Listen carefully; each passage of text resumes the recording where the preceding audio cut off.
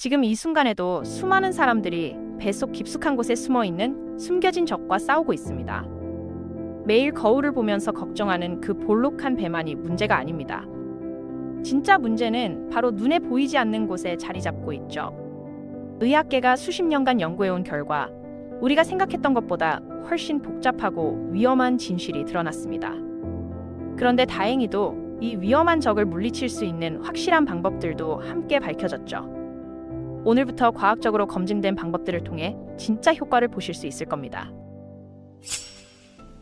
만약 복부를 정확히 절개해서 내부를 들여다볼 수 있다면 완전히 다른 성질을 가진 두 종류의 지방 조직을 발견하게 될 겁니다. 손가락으로 잡아서 늘릴 수 있는 표면 지방층이 피부 바로 밑에 위치하고 있죠. 이것은 보기에는 좋지 않지만 건강상으로는 상당히 무해한 편입니다. 그런데 문제는 그 안쪽에 있습니다. 손으로 만질 수도 없고 잡을 수도 없는 또 다른 지방이 장기들을 완전히 감싸고 있거든요. 마치 에어캡 포장지처럼 간장을 꽉 누르고 췌장에 압력을 가하며 위를 앞쪽으로 밀어내기까지 합니다. 이것이 바로 내장 지방이라고 불리는 것인데 거울에 비치는 겉보기 지방보다 수십 배 더 치명적입니다. 단순히 허리둘레만 늘어나게 하는 것이 아니라는 점이죠. 이 내장 지방은 마치 독성 공장처럼 활동하면서 해로운 화학 물질들을 혈관 속으로 계속해서 분비합니다. 결과적으로 당뇨병에 걸릴 확률이 급격히 높아지고 심혈관 질환 발병 위험성도 크게 증가하게 됩니다. 그런데 희망적인 소식이 있습니다. 내장 지방은 생활 습관 변화에 가장 민감하게 반응하는 지방 종류라는 것이죠. 그래서 실제로 효과가 입증된 과학적 근거를 바탕으로 구체적인 방법들을 알려드리려고 합니다. 무엇보다 먼저 해야 할 일은 화장실 체중계에 대한 강박적인 집착을 완전히 버리고 대신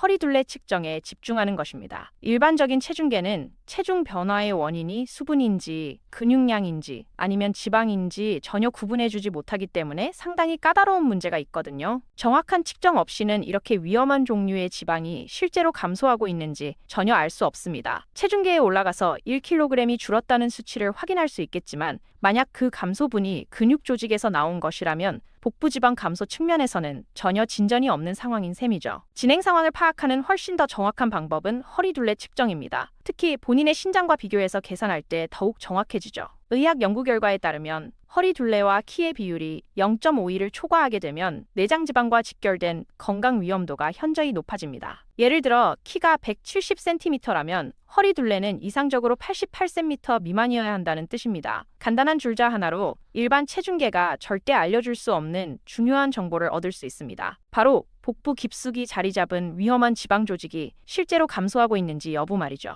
몇 주마다 그 수치가 점진적으로 줄어든다면 올바른 방향으로 나아가고 있다는 확실한 신호입니다. 이제 두 번째 핵심 전략인 저항성 훈련에 대해서 자세히 살펴보겠습니다. 대부분의 사람들이 배지방을 제거하는 것에 대해 생각할 때 무한정 계속되는 유산소 운동을 가장 먼저 떠올리곤 합니다. 하지만 웨이트 트레이닝은 실제로 근본적인 원인을 직격으로 공격하는 방법입니다. 인슐린에 대한 민감도가 저하되면 내장 지방 축적이 더욱 가속화됩니다. 근육 조직이 인슐린에 제대로 반응하지 않으면 포도당은 혈액 안에서 계속 떠다니다가 결국 간에서 지방으로 변환되는 과정을 거치게 됩니다. 그리고 그렇게 변환된 지방은 주로 복부 주변에 축적되는 경향이 강하죠. 하지만 덤벨이나 바벨, 운동기구 또는 단순히 자체 체중을 활용해서 저항에 맞서 근육을 수축시킬 때마다 근육세포 내부의 포도당 운반체 개수가 증가하게 됩니다. 이것은 마치 포도당이 들어올 수 있는 출입문 같은 역할을 해서 근육이 스펀지처럼 탄수화물을 빨아들이게 만드는 것이죠. 그 포도당은 장기 주변에 지방으로 쌓이는 대신에 근육에 에너지를 공급하고 근육 회복에 사용되게 됩니다. 그리고 이런 효과는 더욱 깊이 있게 나타납니다. 근력 운동을 지속하면 전체 근육량이 늘어나게 되고 늘어난 근육량 자체가 하루 에너지 소비량을 증가시키는 역할을 하거든요. 근육 1kg이 수천 칼로리를 소모하지는 못하지만 몇 개월과 몇 년에 걸쳐서 순수 근육량이 증가하면 기초 대사율이 향상됩니다. 연구 결과에 따르면 주당 2회에서 3회 정도만 저항성 훈련을 실시해도 전체 체중에는 큰 변화가 없더라도 내장 지방을 상당한 수준으로 감소시킬 수 있는 것으로 나타났습니다. 유산소 운동은 운동을 실시하는 동안에만 칼로리를 소모하지만 근력 운동은 운동 이후에 신체가 칼로리를 배분하는 방식 자체를 변화시킵니다. 다시 말해서 신체가 에너지를 적절한 장소에 저장하도록 교육하는 것과 같습니다. 실시하는 모든 반복 운동은 마치 신진대사 시스템에게 복부가 아닌 근육 조직에 영양을 공급하세요 라고 명령하는 것과 동일한 효과를 가져옵니다. 다음으로 가장 신속하게 조작할 수 있는 변수를 찾고 있다면 우선적으로 액상 칼로리를 대폭 줄이시기 바랍니다. 설탕이 과다하게 함유된 음료수들, 과일즙, 에너지 드링크, 알코올류는 내장 지방 증가의 최대 원인으로 작용합니다. 이런 제품들은 식이섬유가 전혀 포함되어 있지 않아서 소화 속도를 조절하지 못하고 단 몇 초 동안에 엄청난 양의 당분이나 칼로리를 체내로 유입시키게 됩니다. 결과적으로 혈당 수치가 급속도로 상승하고 인슐린이 대량으로 분비되며 간장은 넘쳐나는 혈당을 지방으로 전환할 수밖에 없는 상황에 놓이게 됩니다. 그리고 여기서 중요한 부분은 내장 지방이 주요한 저장소 역할을 한다는 점입니다. 우리 몸은 미래에 발생할 수 있는 식량 부족 상황에 대비해서 신체 중심부에 지방을 비축해두는 것을 선호하거든요.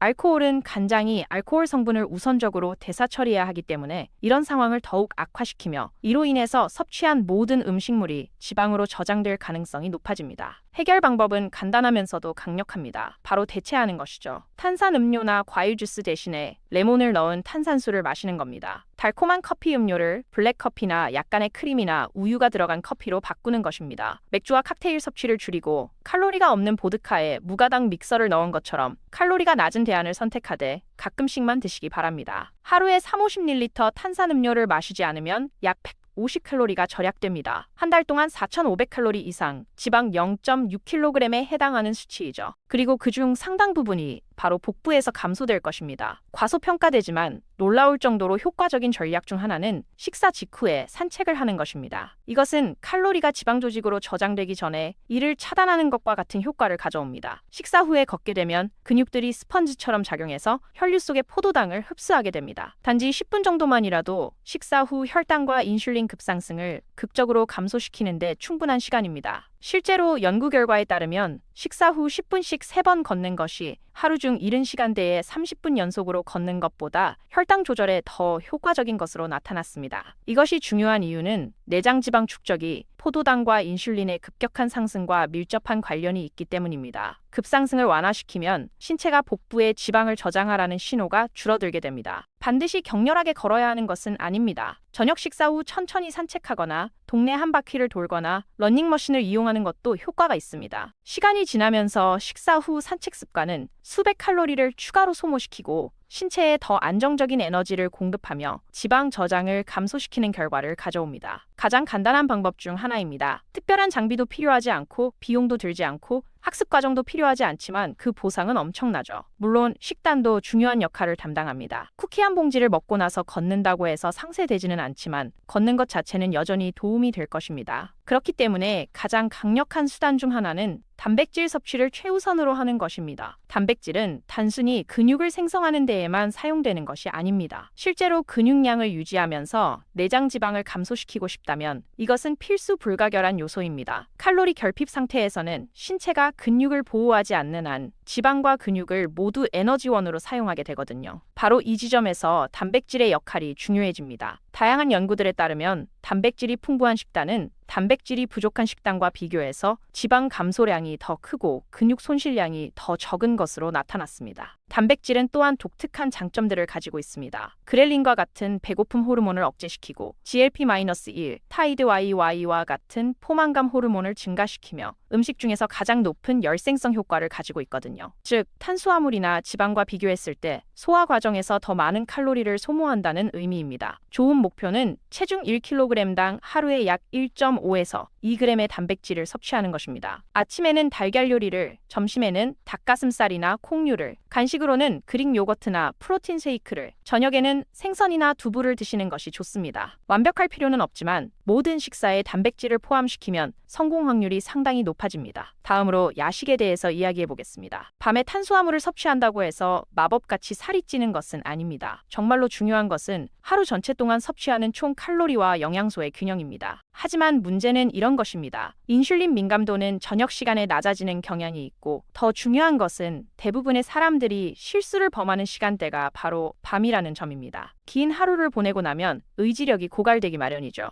그리고 바로 그때 과자, 쿠키, 음료수가 등장합니다. 문제는 시계가 아니라 습관입니다. 좋아하는 TV 프로그램이나 비디오 게임, 영화를 볼 때마다 간식을 함께 즐기는 것을 당연하게 여기게 됩니다. 저녁 시간대에 추가로 섭취하는 칼로리는 종종 과잉 섭취로 이어지게 됩니다. 그리고 그 과잉 칼로리들은 곧바로 지방으로 전환되죠. 그러니 밤에 아예 음식을 먹지 않는 것보다는 무엇을 얼마나 먹는지에 주의를 기울이는 것이 더 현명한 접근 방법입니다. 배가 고프다면 코티지 치즈나 그릭 요거트, 간단한 프로틴 쉐이크 등 단백질이 풍부한 음식을 드시기 바랍니다. 아니면 연어나 닭고기로 제대로 된 식사를 하셔도 됩니다. 또는 육포처럼 단백질이 많은 간식만 드시는 것도 좋죠. 이런 것들은 칼로리 섭취량을 크게 늘리지 않으면서도 포만감을 제공합니다. 바삭바삭한 식감을 원한다면 생야채나 버터 없는 팝콘이 좋은 선택입니다. 포만감을 주면서도 칼로리가 낮으니까요. 규칙은 밤에 절대 먹지 말자가 아닙니다. 늦은 시간 식사가 통제 불가능한 간식 섭취로 변해서 잠자리에 들기 전에 무엇을 얼마나 먹었는지도 모르게 배를 채우는 일이 되지 않도록 주의하는 것입니다. 이제 심혈관 운동으로 넘어가 보겠습니다. 심혈관 운동도 여전히 중요하지만 내장 지방을 빠르게 줄이는 것이 목표라면 인터벌 운동이 가장 비용 대비 효과가 좋습니다. 고강도 인터벌 트레이닝은 복부 지방을 줄이는 데 있어서 꾸준한 유산소 운동보다 더 우수한 성과를 보입니다. 그 이유는 인터벌 운동이 최대한의 노력에 가까운 짧은 폭발적 운동과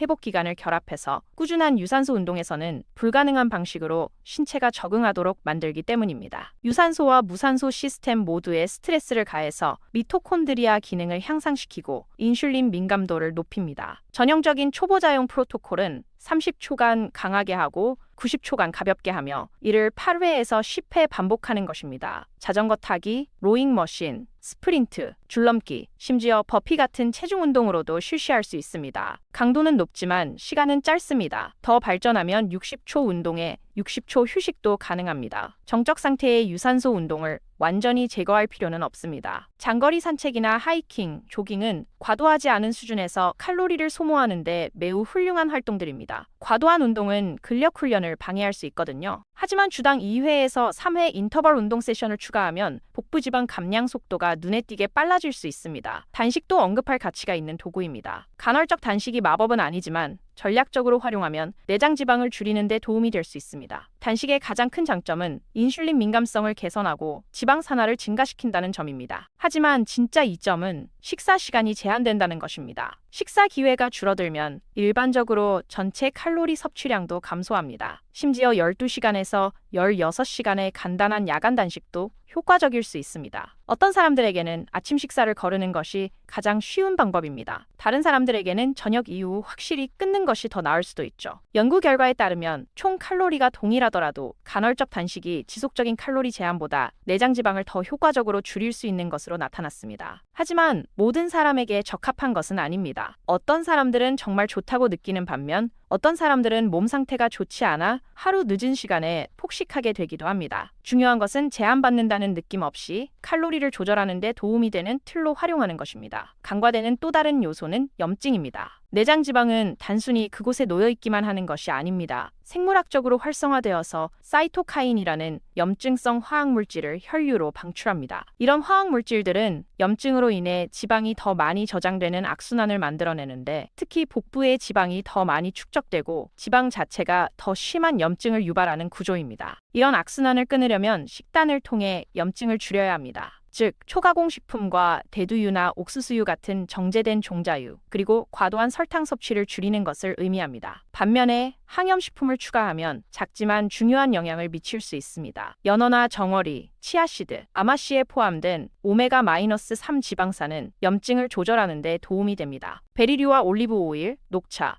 심지어 다크 초콜릿에 함유된 폴리페놀은 산화 스트레스를 감소시킵니다. 브로콜리와 콜리플라워, 케일 같은 십자화과 채소들은 간의 해독 경로를 지원하는 역할을 합니다. 완벽한 식단이 필요한 것은 아니지만 가공된 정크푸드에서 영양소가 풍부한 자연식품으로 바꾸면 염증이 줄어들어 내장 지방을 더 쉽게 활성화하고 연소시킬 수 있습니다. 마지막으로 이 모든 것의 출발점인 스트레스와 수면으로 돌아가 보겠습니다. 내장 지방은 스트레스 호르몬인 코르티솔에 매우 민감하게 반응합니다. 수면 부족이나 밤늦은 인터넷 서핑, 카페인 과다 섭취 등으로 인해 코르티솔 수치가 지속적으로 높아지면 신체는 지방 저장 모드로 전환되는데 특히 복부의 지방이 집중적으로 축적됩니다. 그래서 만성적으로 스트레스를 받는 사람들은 허리 부위에 더 많은 체중이 실리는 경우가 많습니다. 일관된 수면 루틴을 만드는 것은 활용할 수 있는 가장 과소평가된 지방 감량 도구 중 하나입니다. 저녁에는 조명을 어둡게 하고 잠자리에 들기 1시간 전에 화면을 끄고 방을 시원하고 어둡게 유지하며 7시간에서 9시간의 수면을 목표로 하면 코르티솔 리듬이 재설정됩니다. 연구에 따르면 충분한 수면을 취하는 다이어트 실시자들은 수면 부족을 겪는 사람들에 비해 체중 감량뿐만 아니라 더 많은 지방을 감량하고 더 많은 근육을 보존하는 것으로 나타났습니다. 결론적으로 잠을 자는 동안 호르몬들이 지방 감량에 최적화되어 있다는 것입니다. 그렇지 않으면 대부분 근육 손실이 일어날 가능성이 높습니다. 그럼 이것으로 마무리하겠습니다. 이 내용이 복부 지방을 제거하기 위해 필요한 변화를 시작하는 데 도움이 되기를 바랍니다.